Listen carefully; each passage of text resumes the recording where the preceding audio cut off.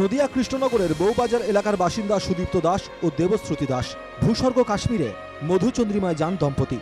মঙ্গলবার দুপুরে তাদের যাওয়ার কথা ছিল জনপ্রিয় মিনি সুইজারল্যান্ড বৈশরণে, কিন্তু সেখানে যাওয়ার আগে পাশের এক শিব মন্দিরে যাওয়ার সিদ্ধান্ত নেন তারা। মন্দিরে থাকাকালীনই বৈশরণে জঙ্গি হামলার খবর পান দম্পতি। আমরা তখন পেহেলগামেই ছিলাম, একদম স্পটের পাশে একটা শিব মন্দিরে ছিলাম।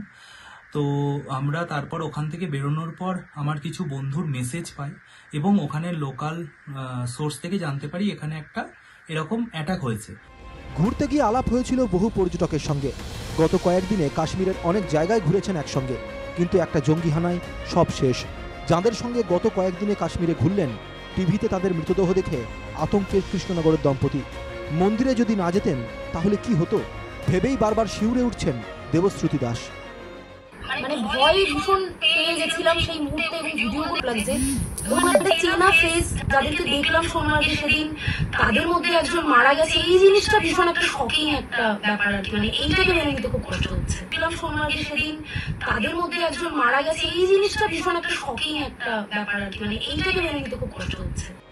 বর্তমানে সুরক্ষিত রয়েছেন দুজনেই। শ্রীনগরে এক আত্মীয়ের বাড়িতে আপাতত আশ্রিত। দু একদিনের মধ্যেই নদিয়া ফিরবেন দম্পতি। ঘুরতে গিয়ে এমন ভয়াবহ অভিজ্ঞতার সম্মুখীন হতে হবে তা কল্পনাও করতে পারছেন না কৃষ্ণনগরের দম্পতি।